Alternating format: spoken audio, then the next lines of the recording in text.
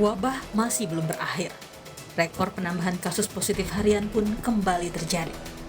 Menurut data penambahan kasus COVID-19 dalam seminggu terakhir, jumlah kasus baru selama sepekan menunjukkan tren kenaikan dan selalu berada di atas level 4.000 kasus per hari.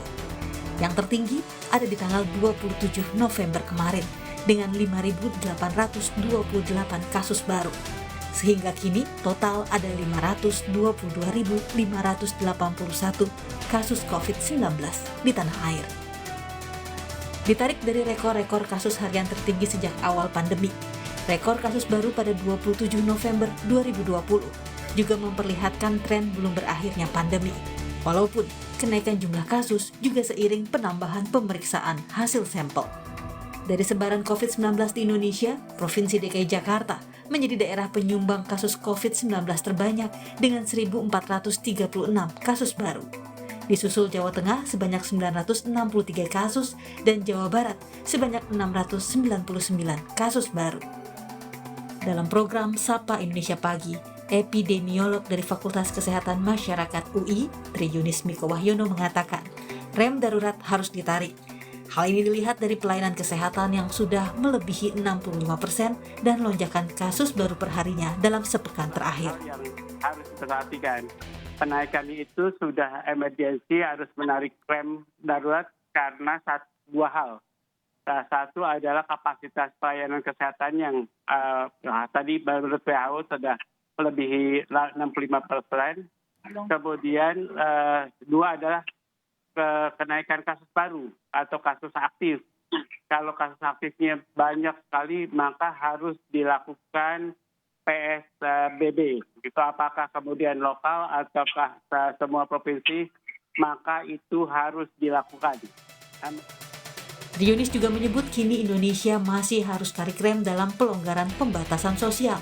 Injak gas dapat dilakukan bila kasus aktif menurun sebanyak 50%, terlebih untuk peningkatan ekonomi tanah air.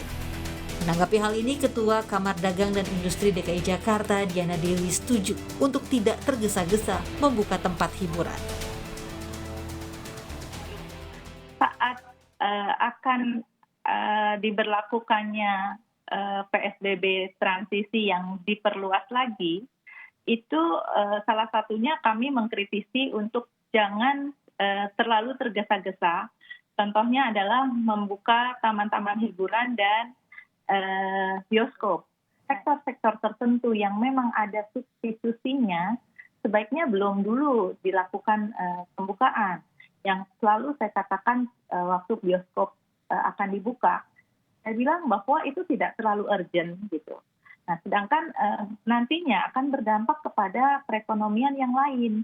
Nah, inilah yang kami mengkritisi agar istilah mendadak mungkin jangan sampai terjadi lagi, sehingga jangan sampai terjadi kepanikan yang akan merupakan keseluruhan perekonomian kita berdampak menjadi panik.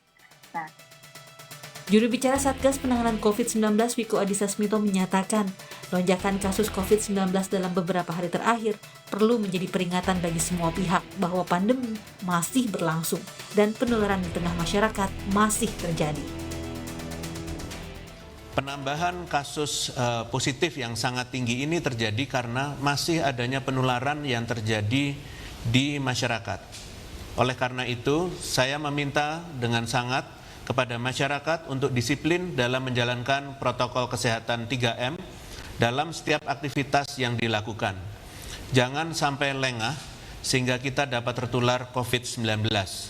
Ingat, bagi Satgas di daerah, jangan ragu untuk segera melakukan penindakan kepada masyarakat yang masih abai terhadap protokol kesehatan sesuai dengan peraturan yang berlaku tanpa pandang bulu.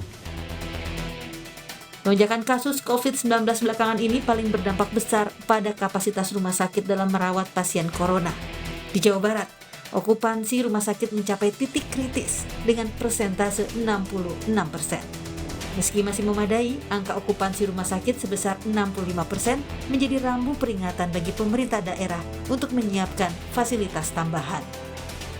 Rumah sakit masih memadai, walaupun memang dalam teori WHO sudah mencapai titik kritis. Titik kritis itu ada di 65%. Kita sudah berada di titik itu, tapi artinya kita akan cara Jawa Barat adalah kalau persentasenya sudah di 65%, itulah momen para kepala daerah menambahi ruang-ruang isolasi sehingga persentase turun. Lonjakan kasus COVID-19 diduga akibat dari libur panjang pada akhir Oktober lalu. Tidak diterapkannya protokol kesehatan yakni tidak disiplin dalam mengenakan masker, mencuci tangan, serta menjaga jarak menjadi sumber utama penularan COVID-19. Tim Liputan Kompas TV.